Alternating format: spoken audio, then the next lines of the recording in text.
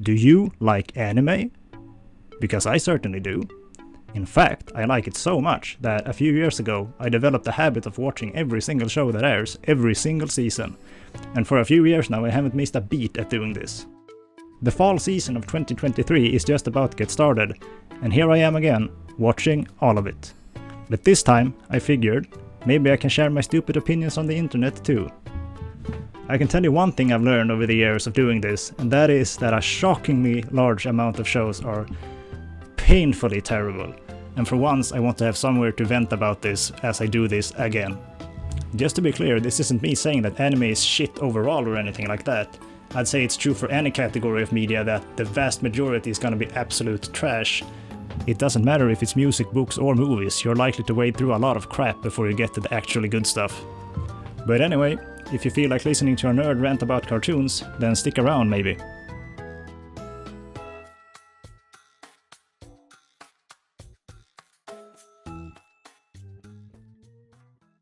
Just as a disclaimer, when I say every show, this doesn't include new seasons of shows that have dropped or for other reasons haven't seen. Some particularly obscure shows might also fall through the cracks as some things don't end up on Western sources for anime, and some shows don't get translated at all in any capacity. But aside from this, every show should be along for the ride. So far, only a few shows have started airing, more will come along as the season goes on. And the format for these videos will be that I talk about everything that airs a given week, 1 week at a time. If I end up disliking a show, then I'll drop it and it won't be included in future videos. The idea is that I'll put out a video like this every Monday until the season ends, talking about all the episodes that I watched in the week prior to that Monday. In this video, I'll be talking about the following episodes, going through them in the order that I watched them. Timecodes are in the description. Banken-kun ni naritai to Miyako ni detteita Musume ga S-rank ni natteta. Or S-rank Musume. Episode 1. So, if you've been watching anime for really any length of time, you can probably tell from that title that this is a light novel adaptation. And not just any Ellen adaptation either, it's a fantasy light novel. So yeah, it's a fantasy show about a overpowered protagonist who fights generic monsters. I'd say we've already had enough of these to last our species a lifetime, and I struggle to understand how light novels like these are still popular enough to warrant animated adaptations. These shows usually have at least some unique twist to them, and in this case it's that the protagonist wants to visit their father at their hometown, but is just too damn strong and cannot comfortably do so because people will die if she isn't there to kill the bad guys. What a cool and relatable character, am I right? I'm sure a great deal of us struggle with the age-old problem of just being too damn good, to the point where people can't even manage their daily lives without us around. Watching her go around and complain over getting too much work due to her skills is not charming or endearing to me, it's just obnoxious. For what it's worth, I appreciated Suabe Junichi's performance as the father. The fact that the episode opened with this character was almost enough to make me hopeful, until it eventually skipped ahead to the part where it was just as generic as the next light novel adaptation. The main girl is voiced by Jaime Sauri, who is a voice actor that I usually enjoy a fair bit, but unlike the case with the father, her performance isn't enough to salvage the main character for me in this episode.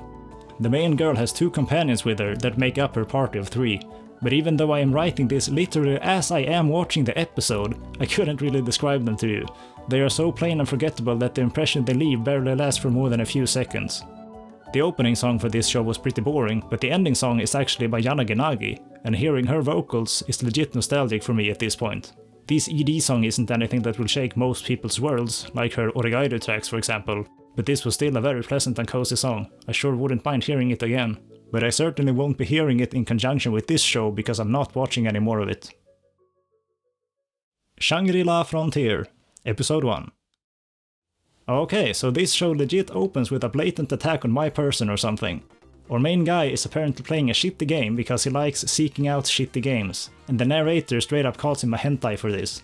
Or freak if you go by the subtitles. Come on now, chill out.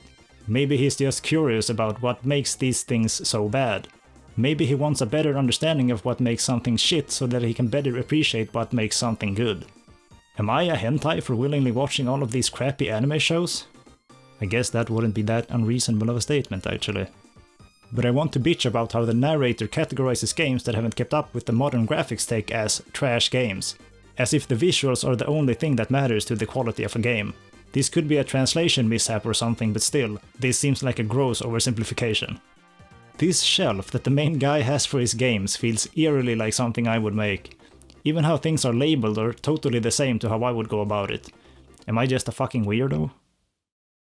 Also, holy shit. I can relate so hard to this feeling of freedom after finishing some awful piece of content that you've forced upon yourself.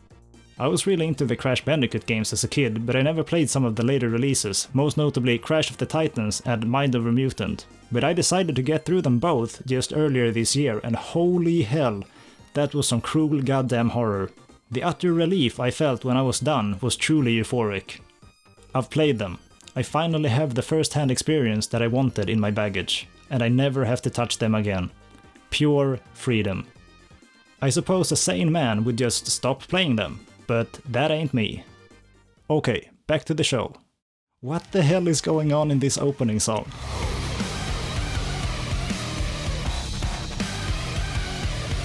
I don't mind it actually. Main guy apparently has a girl who crushes on him and wants to ask him about the games he's been playing. 0 out of 10, utterly unrealistic, immersion broken. This girl is actually kinda cute. I might be getting a bit involved with this show. She ends up walking into a video game store looking for main guy, and holy hell, this store has a lot of goofy variation titles for many real games. We've got some of the biggest greats like Elder Ring or Comic Frontiers. Even some indie gems like actually just Stardew Valley down here, next to labs instead of tabs. Also, what year is this again? I thought this was in the future where traditional displays were no longer the norm for games, yet they are still selling pixel-based games like Stardew Valley on the store shelves? Hello? Yo, here's Breath of the Wild, but I guess Link grew wings? Hey, that's kinda cool. I wouldn't mind Link having wings in the next game. Anyway, the store clerk tells main dude to try playing a good game for a change. And her metric for what makes a game good seems to simply be that it's popular, which I feel is a really misguided way of looking at it. There's plenty of trash tier media that is popular in the mainstream, just like there are plenty of fantastic works that are known to almost nobody. This again just feels like an oversimplification, maybe to make even the dumbest members of the audience for this show understand that, yes, this is indeed a good game and not a bad game. Main character does some research on it and deduces that almost everyone likes this game, and even the few haters that it does have are drowned out by the support from those that appreciate it. So basically, I guess this is Baldur's Gate 3. This character creator looks like fucking ass. You're not selling me on the greatness of this game show. Sure, I love designing my guy in an empty void. There's some fighting going on a bit later, and I'm actually shocked by how decent the animation is, even in movement-heavy scenes like this. I figured this show was going to be utter crap, but there's actually some effort put into it here and there. I still think this show feels quite tasteless and dumb in a lot of ways, and I kinda hate all the pseudo-gaming lingo they use when talking about the skills and shit. It feels just as generic as any other of these full-time MMO animes, but I still felt a weird personal connection to this dude at the start, so I think I'll watch a bit more of this for now. Also shit, I've watched thousands of episodes of anime, but this is certainly the first time that I've ever seen AMD's logo in the damn credits. What a time to be alive. The ED song is by Chico? Holy fuck, I can already hear the O's hit sounds. And wait, Deco 27 was involved? Holy balls, I dig it. Ojou to Banken-kun, Episode 1. Yo, is this really animated by Project Number 9? This intro bit looks kinda nice, not gonna lie. Semi-groovy song too, I don't mind it. Art style is looking really shoujo-esque, so I'm guessing this will be a girly kinda show. Which I don't mind, I love cute stuff. But I can't say that I'm typically a fan of cute boys, which often tend to be a large part of these works. So when the show actually starts, the first thing we learn is that the main character's parents died in a car accident. Dude, Japan has seriously got to work on their traffic safety, I swear. The amount of times where people die in car crashes in anime is off the damn charts. Anyway, this Yakuza dude becomes her guardian, and the girl instantly falls in love for really no reason at all, even in the midst of her grief over her parents being gone. I guess the story had to happen somehow, but could they really not paint up a more convincing background than this? Lady goes from crying to being in love after a single hug. Shit. So the crux of the story seems to be that our main girl wants a normal life and wants to distance herself from her crush on her guardian, who apparently hasn't aged a day, even though main girl is now starting high school. Groovy. So main girl goes to school and has trouble making friends, which is a bit cute and relatable, but then our main guy comes into the mix and changes the dynamic into something that just becomes boring. I could see myself enjoying main girl as a character, but main dude is just completely uninteresting to me. Since the relationship between these two is likely going to be the main focus of the show, I don't see myself watching any more of this. I want to mention that I saw someone trash this show for being about grooming and stuff, which is honestly something that didn't even cross my mind as I was watching it. I'm not very well versed in these new internet-born concepts like grooming and doxing and all that jazz. I can technically see how people could view it from this angle, but I personally think this is a pretty twisted way of interpreting the show. Maybe I'm just naive, but I don't think the writers ever had any such intention while crafting this story. It seems to me that it's more likely that they just wanted to appeal to the fantasy of a girl being in love with an older guy and then getting to pursue that affection. Since this is a shoujo show, it is almost certainly primarily aimed towards a female audience that want to experience the story from the female lead's perspective. The male lead is just a vehicle to further this end. He will probably barely have much of his own agenda. He's just there so that the girl has an older guy to be in love with, but maybe I'm completely off the rails here. That's just my dumb take on it. Anyway, moving on. Sousou no Frieren, Episode 1. Alright, chotto matte kudasai, hang on just a minute here. Yoasobi is doing the opening for this show? I had no idea they were doing another anime thing this season. Back when Oshinoko was about to air, the fact that Yoasobi were doing the opening was like 90% of the reason for why I was hyped for that show. Huge surprise to hear them again right as I start up this show. I wouldn't say this song is as earth-shatteringly slaptastic as Idol or Kaibutsu, but it's still a total bop. Fantastic track. Anyway, onto the actual show. It's another fantasy setting, but a much more well-presented one than what is the norm. The production value is certainly quite high in the visuals and the audio, and the presentation is also more thoughtful than your typical fantasy slop. I didn't find it overwhelmingly engrossing at the start, however, as the pace strikes me as a bit strange. It almost feels like it's a mid-season episode even though it is actually the start of a series, at least to my knowledge. The events are mostly quite mundane, and a clear direction for the story isn't really established. This isn't necessarily a bad thing, but there was nothing that really tightly grabbed my attention. I didn't find any of the characters to be all that compelling or interesting, and while the setting is presented in a lovely manner, there is very little unique or unusual about it. I guess Elf Girl is cute, but we haven't really gotten to know what she's like yet. In some cases I feel that the presentation even goes a bit too far into trying to be grandiose even when depicting very mundane occurrences. It almost teeters on the line of seeming pretentious, but not quite. Even me just pouring some cereal for myself will likely seem deep and profound to some people if you add some dramatic music to it and go hog wild with depth of field effects, camera angles and somber expressions. This show isn't anywhere near this absurd, but it was kinda leaning in that direction for me. Anyway, in regards to the stuff that happens in this episode, a party of heroes are victorious over the Demon Lord after a 10-year-long quest together, and then they split up and go about their lives. One member of this party, our main character, is an elf, I guess, who has a far greater lifespan than the rest of her companions. A decent chunk of this episode is then spent on exploring the dilemma caused by her lifespan outliving everyone else's. To me, this is a rather poignant theme, as the thought that I will die someday quite often haunts my mind, and death is something that I sure wish could be overcome or reliably delayed.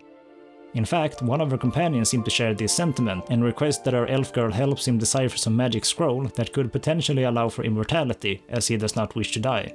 Also, this dude, Heiter, is acting as a caretaker to the reincarnation of Hoshino-ai from Oshinoko for some reason. So this is where she reincarnated when she died. Is that why Yoasobi is doing the OP for this show? Wow. But Ai doesn't seem to have retained her memories through her rebirth, so I guess she's technically a different character here. Fair enough, show. While I wasn't instantly captured by this episode, I did feel that the longer it went on for, the more I started to warm up to it. The overall presentation is cozy, the art is great, and the music does its job. Good voice actors across the board, and so far the world building seems to be handled with a decent amount of care. Also, Yoasobi is doing the OP, so it doesn't really matter how good or bad the show is, I'll be watching it all regardless just to hear and see that opening. As great as the opening is though, the ED is no slouch either. I find the song itself to be a bit too sappy for my own tastes. This almost seems to be Millet's specialty, but the art in the ED is fucking absurd. It's so cool and creative, and it feels almost profound somehow. I really love it. I can barely imagine the process in which this was animated. Cool stuff all around, go watch this show maybe. Though you were probably going to do that anyway, given its reception on Mal. Seems like they dropped a lot of episodes for this show all at once, so I'll have to figure out how I'll be watching the rest. Maybe just spread them out to be one per week, I guess. MF Ghost, Episode 1. I wasn't sure if I was actually going to be watching this show at all, as it is technically a sequel of sorts to Initial D, which I haven't gotten around to watching yet. But it seems it is a sequel more so in the spiritual sense, so I figured I'd give it a whirl. I haven't actually seen any anime yet that focuses on racing in a meaningful capacity, so this was actually a bit of a unique experience for me in that regard. I was put off by the CGI cars pretty fast, but I stopped caring about it eventually and just focused on the show. I'm not much of a car nut, I know very little about how they work or their individual parts. I'm more of an electronics nerd, but I still do have some degree of appreciation for cool cars. It's a big dream of mine to someday own a Pontiac Trans Am or a Firebird, as I was big into Knight Rider back in the old days. Anyway, Ayane Sakura is voicing our female lead in this show, and I had almost forgotten how much I liked her damn voice. I was instantly more invested somehow as soon as she started talking. So, some half-English dude is coming to Japan to live with our main girl, and she's instantly down bad for him as soon as she sees his face. Damn, some guys has got it good. Especially considering her killer wardrobe available. We later learned that the main guy came to Japan to find his father or something, and that he's going to be participating in the titular MF Gosto racing thingy. This eventually leads into our first race, starting towards the end of this episode, complete with some damn Eurobeat playing over it. I haven't even seen Initial D, but this sure feels like Initial D right about now. This song is no running in the 90s or anything, but its heart is in the right place. Not gonna lie, I ended up getting kinda hooked. The episode ends right as the first race is starting, and I want to see what happens. Back when the dudes were talking about the course and the particulars around it, I felt way more interested than I imagined I would be. Perhaps I was meant to be a car enthusiast in a different universe. I didn't expect to watch much of this, but I'll be sticking around for now. Also, that is totally Miki Shinichiro doing the narration for the preview and the intro right. Actually massive. Legit one of the coolest male voice actors in the industry. I only just now realized that he voiced Fujiwara Takumi from the original Initial D, so I guess that makes a fair amount of sense. Very cool. Ragna Crimson, Episode 1. This show starts off with a girl killing a thing and then wanting head pats for it. I've never really understood this trope in anime, and I find it to be a kind of weird and unnatural thing to happen sometimes. Is this just some sort of wish fulfillment thing for male viewers? Are there a significant number of guys who dream of giving girls head pats? Maybe I'm just oblivious to something, but I can't connect with the thought that this has any value for the female party. Oh well, whatever. After this, the opening rolls around, and it's actually a pretty heavy metal-esque track, to my great surprise. Rock songs are obviously very common as anime songs, but they rarely go into the realm of the more heavily distorted guitars and growls like we see here. Metal is where I feel the most at home with music, so songs like these are always a bit fun to see in anime. This one here isn't really anything special for a metal song, but at least it is more or less a metal song, and honestly, that is kind of plenty for me. So anyway, after this the show starts and it's just dull and boring. The episode is also double length, which really does not bode well for me. The main duo has this really obnoxious dynamic where the main girl acts like a needy kid despite apparently being super strong, and the guy has to act like a sort of guardian or family figure for her. I don't mind this concept in particular, but the way it is presented here just makes it come across as silly in a bad way. This girl sure as hell is no Kana Kamui from Dragon Maid. She's just some generic lolly that acts like a dumb kid despite clearly being capable enough to not have to act like one. Maybe some viewers would find this juxtaposition charming or fun, but I'm certainly not among them. An innocent childlike attitude that just wants the affection of its peers and to be coddled and cared for can be plenty endearing and cute, but if this is just some calculated act because they want to play a persona, then it just comes across as awkward and obnoxious to me. Anyway, most of the episode eventually just sort of meanders ahead towards nothing in particular, and I quickly felt my attention span drift away into the ether, so I had to speed the episode up to stand any chance of getting through it with my sanity intact. The main duo has a bunch of dialogue exchanges that accomplishes very little. The show clearly wants to shove the whole cute anime girl appeal so far down your throat that you'll feel it tingle in your ass given how much time is spent on establishing this part of her character. Yes, I get that she's a goofy and carefree girl with an expressive and cute personality, but secretly she has a darker side, and so on. I understood that in the first 3 minutes of the episode, yet it spends probably 20 more just making sure you get it. Maybe they just really wanted to get their money's worth out of having hired Minase Inori to do this role. This is certainly a great choice if the cute innocent anime girl thing was their goal, but subtlety really goes a long way if you want to make a character that is actually endearing and enjoyable to watch. Just cramming in as many cute expressions as possible will make the charm become lost real damn quick. Minase Inori is a great voice actor, especially for this kind of stuff, but she really doesn't shine at her best in this role, likely due to no fault of her own, more likely just due to what the direction of the show was asking of her. Anyway, the show is about humans fighting dragons, and eventually there is a big fight with dragons, and good lord do they look like shit. And apparently one of these dragons is some special, superior dragon that is just a human with some goofy arms on its back. I mostly don't mind the fact that anime seemingly wants to anthropomorphize everything under the sun, but sometimes I really wouldn't mind for a mythical creature to actually be a mythical creature, and not just a human with some goofy accessories. Blah blah, main dude has a magical transformation in the middle of the fight and becomes super powerful and just wins over all the enemies with no effort, and then the episode eventually just ends. Thank goodness. I ended up watching this at 4 times speed at the end, and I didn't even feel like it was difficult to keep up with what was going on even then. I can't even fathom how it would feel to watch this at normal speed. I'd have gone past 4 times speed if it wasn't for the fact that MPV no longer renders sound if you go beyond that. I'm certainly not watching any more of this, what a bunch of fucking crap.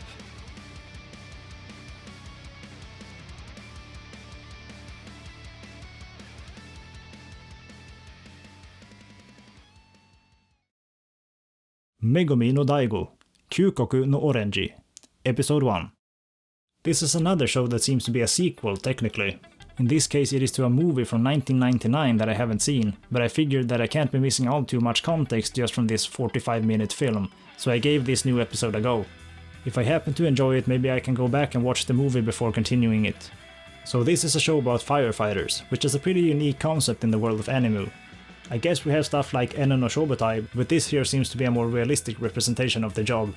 Shows like these are one of the reasons for why I think it can be so rewarding to just watch a little bit of absolutely everything, because you quickly end up getting insights into all kinds of small facets of the world.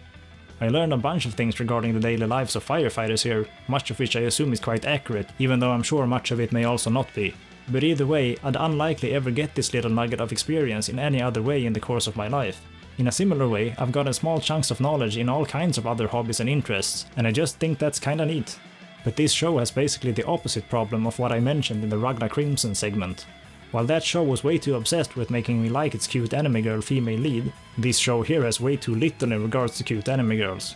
This one might just be a bit too manly for my tastes. There's just buff dudes in almost every frame. I don't know if I can handle all of this masculine energy. It would appear that there may be some glimmer of hope though, in the shape of this lady, Nakamura Yuki. We've got a cute girl on the crew, but who knows how relevant she will be. Going by this episode alone, it would seem not very much. While I do enjoy getting a glimpse into new perspectives through shows like these, that alone isn't really going to make me sit through an entire season or something. Beyond this aspect there wasn't really anything else that grabbed my attention, so I don't intend to watch any more of this. It seemed like a decently executed idea for what it was. I'm sure that people who are interested in firefighting specifically could have a great deal to appreciate with this one.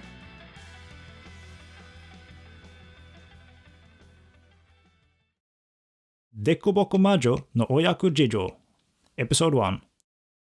So far, I have been writing down some notes about what's going on in these shows as I have been watching the episodes, but for this one I only had one thing written down by the end of it, and that was that Hanazawa Kana is the narrator in a few spots here and there, which is pretty cool to me because she's one of my favorite voice actors. But aside from that, this show is about a 200-year-old witch who finds a baby in the woods and then raises the kid. The kid grows up to be a big boob lady and they engage in various comedy routines together. My anime list categorizes the theme of this show as gag humor, which certainly seems rather apt. This kind of comedy isn't one that typically resonates with me, so most of this episode just sort of drifted by as my attention settled elsewhere. There wasn't anything that directly pissed me off or annoyed me, but nothing really stuck with me in either a good or a bad way, and eventually I was just bored. Koga Aoi voices the main tiny lady and she does a good job at making her the adorable anime girl that she's supposed to be, but you can find plenty of those in other shows that also have many other strengths. The animation and the overall visual presentation was solid, so for someone who is into this style of humor, I certainly wouldn't question the appeal. I won't be watching any more of this though.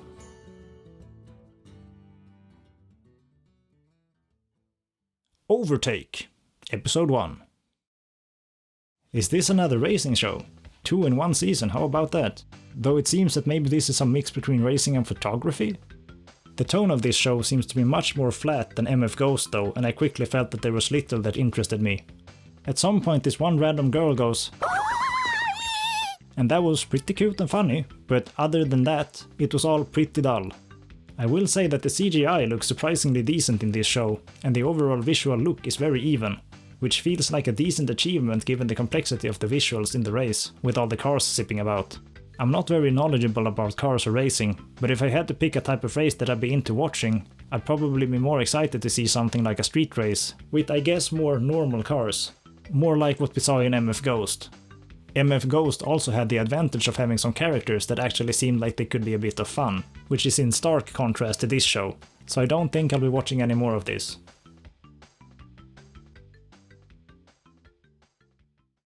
Boushoku no Berserku, Episode 1. I am 10 seconds into the episode and I am already bored out of my mind. I can't imagine this developing into anything other than a generic and tasteless fantasy action affair. Really just looking at the promo art on my anime list is enough to make this almost certain. 3 minutes into the episode we've gotten the OP, which is nothing special, and a bunch of fights that are unlikely to mean anything at all to the viewer at this point because we have no context for why they are happening. After the fighting ends, some dudes talk about how they went up in level and stuff, and I'm really tired of fantasy shows cramming video game mechanics into their worlds. If the premise is that it is a game, then fair enough, but if it is just intended to be a pure fantasy world, no isekai, no full dive video game, just a fantasy world, then why are there video game mechanics? The main guy is obviously just another dude with some unfortunate skill that makes him shit, but that will invariably end up making him overpowered in some unexpected way later down the line. So cool. This is another case where I wish MPV could speed shit up by more than 4 times the speed. But alas. I don't get how shows like these keep getting made. I wouldn't wish a viewing of this crap upon my worst enemy. The main guy fucking sucks, and the world is uninspired and cynically made. I see no redeeming qualities about this. No way I'm watching any more of it.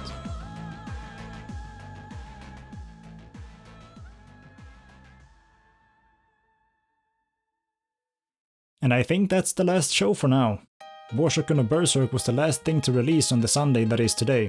Tomorrow, the next week's worth of shows will be starting, which I'll cover in the next week's video. If I've missed any releases, do let me know. Anime shows tend to release on a lot of different platforms these days. Sometimes something might fall through the cracks. I'm excited to see how Sousou no Frieren continues, and I'm also, embarrassingly enough, kind of interested to see what happens in Shangri-La Frontier. Thanks for watching my shit, I hope you have a cool day, and see you next week perhaps. Bye!